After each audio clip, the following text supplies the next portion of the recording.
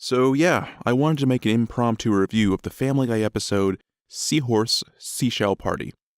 I've got a lot of videos to work on and I didn't really want to put a lot of heavy editing on this one, just for the potential risk of it being pulled down by Fox. Anyway, this episode is probably the worst one in the entirety of Family Guy, and even though the mysterious Mr. Enter covered it, I wanted to chime in on my thoughts on the episode and how it could have been rewritten to be more salvageable, because everything from the moral to the general premise of the episode is really just garbage. And if you're the typical Family Guy fan who says, "Chill, it's just a cartoon," you know this video isn't for you. And you can go away now.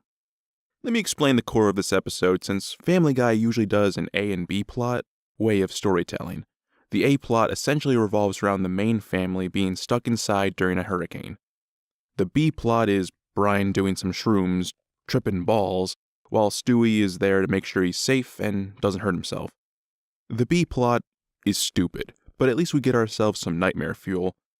Why we needed this is beyond me, but hey, the generic Family Guy fan response is, "It's a cartoon."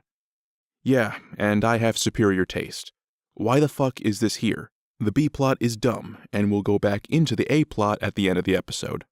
Essentially, the A plot has the family make fun of Meg, and in a much more aggressive sense than usual, and this all comes to a head when Meg tells off her family, specifically Chris, Lois, and Peter, and calls them out on all their faults and how horribly they treat her. She is successful in having them realize that they are all terrible people. Once they realize they have no excuse for their behavior, they start lashing out at each other. Afterwards, they just go off and do their own separate thing, and then Brian, now sobered up, enters back into the room. Meg tells Brian she meant every word that she said, but she feels like her role in the family is to be some type of lightning rod. Maybe it's her goal to be abused so that her family can stay together. Brian agrees with her sentiment, and Meg apologizes to her family. She's called a bitch, and everything is back to normal. This episode is cancer, and the fans that defend it are drooling simpletons with no sense of taste.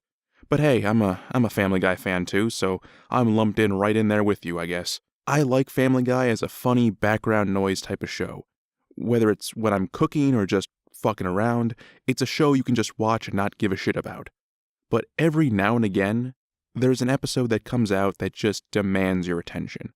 Family Guy, even though it's a flawed show, has some pretty powerful messages, and while they might not be presented in the most neat way possible, the message is usually sent through, and it's usually a good one.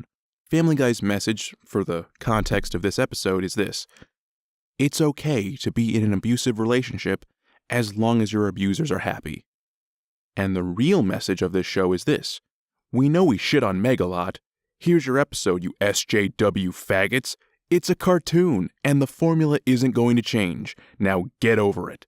I think this episode is overall rather shitty, but I can see the potential in remaking it. First off, keep all the bashing on Meg and her response back to her family, but don't have them run off. You can also keep all the shroom nonsense and just have Brian stay high. He's a useless character now who is no longer the voice of reason. A voice of reason character wouldn't support staying in an abusive relationship. Just keep him drugged up and have him be saved by Meg when he gets himself in danger. Like, running out in the rainstorm and almost getting killed by a car. The family would not only realize how shitty they were by Meg's verbal assault, but also shows Meg as the most selfless character in the episode. Or in the entire family. It's a total win-win episode for Meg, and the family should promise to be better people to her.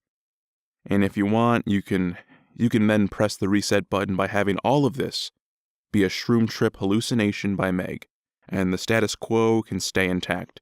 Because we know they're gonna keep bashing on her. Family Guy makes a lot of money doing it, and you're not stopping now. But yeah, I just wrote a better story in like 2 seconds that can both appease the masses and the people who legitimately like Meg. I don't like Meg as a character. She has no real direction or purpose other than being the teen girl and the family punching bag. She's not well designed, and I find her to be very plain. Granted, she has way more stuff going for her than Chris, a character I still think just takes up space.